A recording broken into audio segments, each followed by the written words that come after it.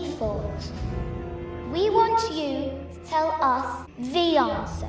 The answer to what? To life, the universe, everything. Return to this place in exactly 7.5 million years.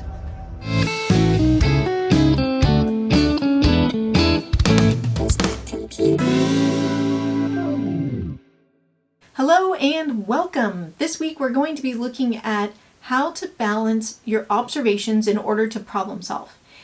And so let's go ahead and get to it. So the first question I wanted to discuss is what gets in the way of problem solving or in seeing the bigger picture. When I was thinking about this, I was realizing that it boiled down to basically two major causes.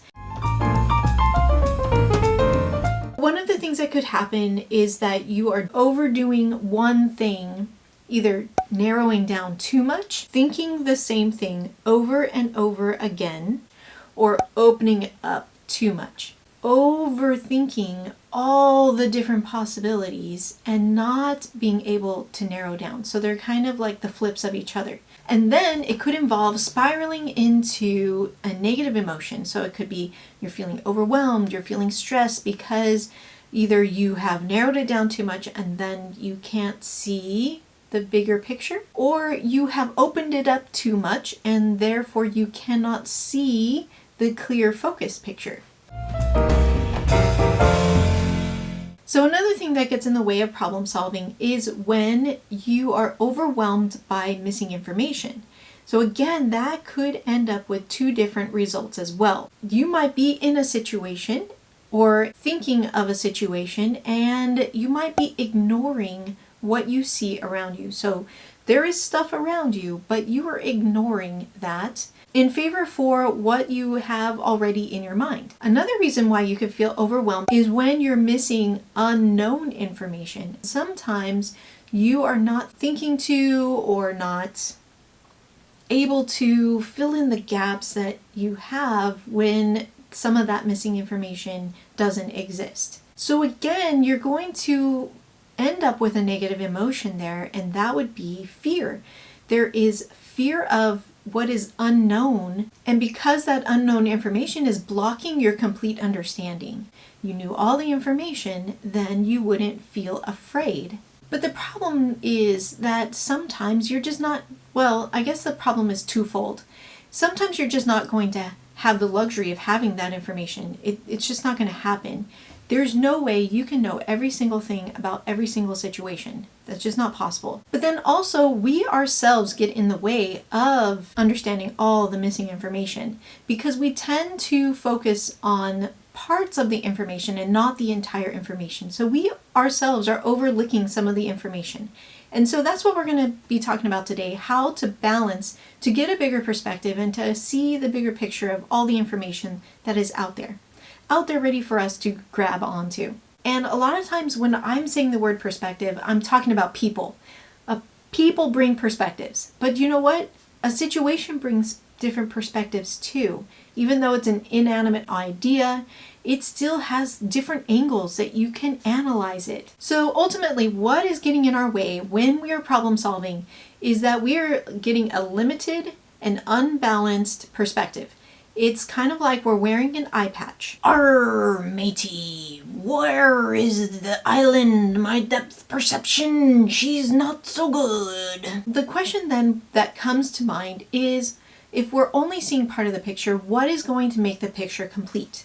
What are the aspects that we need to make sure that we're considering when we're looking at a scenario or when we're thinking about a scenario in our head? So again, I have another table. The way I put this one together is really the 4 different aspects of a situation that you want to be keeping in mind as you're trying to problem solve or as you're trying to think through something. Across the top, the internal database is comprised of our known experiences and the known concepts and patterns. Everything that we know already about it. Essentially, it's what you're bringing to the situation. Because it's internalized, you have internalized it, it is organized information. So you can see that information relative to other bits of information. Just like our table is here, it is information that is categorized. It's kind of like you're doing a Google search in your brain. So I could say, pull up information on dogs, and then I get all the information that I know about dogs based on my past experience, patterns that I have collected,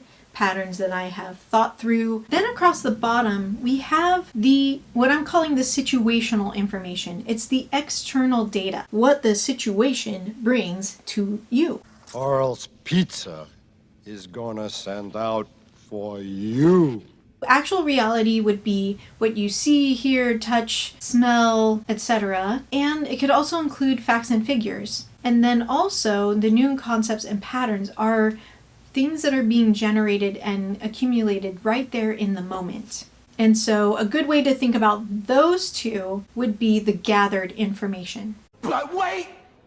There's more! We can look at it a different way. So if I look vertically on the left, what we have is the concrete information. And then on the right side, you have all the abstract information that you could be considering. When I'm saying concrete versus abstract, what I'm really saying is on the surface versus under the surface. And so both of those components will be important when you're trying to get a bigger picture of what is happening. So all together, we have those four different aspects of a particular situation.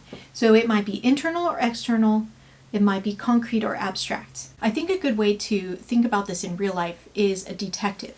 A detective is going to be looking at all the evidence, and the evidence is going to be exactly what is seen. They're going to bring in the information that they already know, and then they're also going to be thinking about possibilities. And that is how you get a well-rounded picture, and how inspectors and detectives are going to find the answer is by laying it all out on the table. So the question then is, how do you do it? How do you problem solve? How do you think through and understand the bigger perspective? And so it is, yes, it's as easy as seeing all four aspects of the big picture. So if I were to boil it down into just like a cute little catchphrase, I would say problem solving is equal to the what is plus the what if. And if you can balance those two things, then you're going to be able to think through things in a more balanced way. So it kind of goes without saying that if I were to follow some steps, and these things might be kind of rapid fire going off in your brain, and you may not even realize that you're doing it. I hate to kind of reiterate some simple things, but I think a lot of times what happens is when we get into these moments where we are feeling overwhelmed, we think that it is just too big. It's too big of a monster to tackle. But if you can apply it to smaller things and kind of build your confidence up and build it up, then you can do the same thing for these bigger monsters in your life. It will take longer. It won't be like that rapid fire thing, but you can still get through it. Let's say you are going through life and then all of a sudden something happens and you are stuck. Your brain is stuck. You're in a predicament of some sort. And this can apply to both a thought, maybe you're kind of stuck in your brain, or it could be literally in reality, something that is like you're coming against. First, you're going to want to observe what is happening. So from that, you're going to kind of lay out what do you know, what do you not know, and sometimes that is where you might get a little bit of freak out. Because if it is something that you know that seems scary, then there might be a little bit of, oh, I am scared, I am nervous, I don't know what to do. Or it could be, I don't know some of this information, I'm scared, I'm nervous, I don't know what to do. So I would say, take a deep breath, stop, don't get nervous yet. I mean, there are things to legitimately get nervous about, but don't get nervous yet, because it may be something that you're just missing, something that you're overlooking, that you already know, that you can find out, and then you can fill in those pieces so that you don't feel nervous anymore. The next thing is you're going to want to think about what is the end goal of your predicament. Is it that you want to change your perspective on something? Or is it you want to figure something out in reality? And by having an end goal, then you'll know exactly what you need to do in order to fill in the gaps of the missing information. And then to kind of think through, what do you need to know? What needs to happen in order to get to that end goal that you want? So it could be knowing what you know already, using known data, or thinking of and trying new possibilities. And from there, you'll be able to get a bigger picture of what is happening as far as this missing information dilemma. So I do have an example for you, and what I'm going to share with you is a very, very, very basic example. This might be something you do naturally, and the reason why I'm sharing an easy one is hopefully you'll be able to identify a point in your life where you've done something very similar. And what you've done in that moment, you want to replicate then for those bigger, like I said, those bigger monsters, those bigger problems where you just don't know what to do, you get that stuck feeling. My example involves a teacher in a classroom. I work helping teachers out. In this particular instance, the teacher was not able to be in her classroom, so she had to go to a different classroom. So that means there was a lot of new things that she had to deal with. One of those things being a different document camera. She put her paper underneath the document camera, tried to zoom things in, zoom things out. Things were not working out correctly. It was just something was broken, and she was trying to troubleshoot. She was doing the things that she knew how to do, and it wasn't working. And so she was thinking about the time. Oh my goodness, time. I can't spend a lot of time thinking about this. Therefore, I'm going to just move on. But I was worried that the students weren't going to be able to see the notes and it just wasn't going to be effective. Thankfully, I was there to help out. So first of all, it was observing what is the situation. So we had a document camera, it was not working, it was not zooming in. Secondly is knowing the goal. So the goal would be that I want the camera to zoom so that her notes would be able to be seen by all the classroom. And so from there, it was a matter of, okay, now let's go through different possibilities that are going to help solve this problem. If I can't bring the camera to zoom into the paper, then I need to bring the paper up and to kind of manually zoom in. So it was just a matter of putting some books underneath the paper to bring the paper closer to the camera to kind of zoom in. And so that is just thinking of, well, if this doesn't work, then try something else. If this is what I have and this is what I know, then try putting that together. That, again, is a very physical example of going through this process. But you can do the same thing with thought experiments. But it would be a matter of really just stopping and thinking. So you wouldn't be necessarily doing an action, but you would be stopping and thinking and going through the process of what you know, what you don't know, what do you want to know, and then, of course, what are all the different possibilities that are out there. Because most likely you're missing one of those things. Just hope whoever it is has the cure. Victoria! Victoria's not a person. What do you mean? Victoria's a lake. Isn't there a lake, Victoria, around here somewhere? Pond, really. It's about 2 hours from here. 2 hours from here. So that is really all that I wanted to talk to you about today. When it comes to balancing things in our life, some things are going to be a little bit easier to balance than others. And some things are going to just take more time than others. And when it comes to problem solving and balancing the different observations that we're making, I really would like to compare it to eating a balanced meal. You're getting all the different aspects of a healthy meal that is going to help you function at the best of your ability. So think about that when you're confronted with a situation that you don't know what to do, or even a thought that you have in your mind that you don't know what to do when it comes to a situation outside in the real world. And I'm definitely thinking about the coronavirus right now. There's a lot of different ways and reasons why we could have missing information and fear.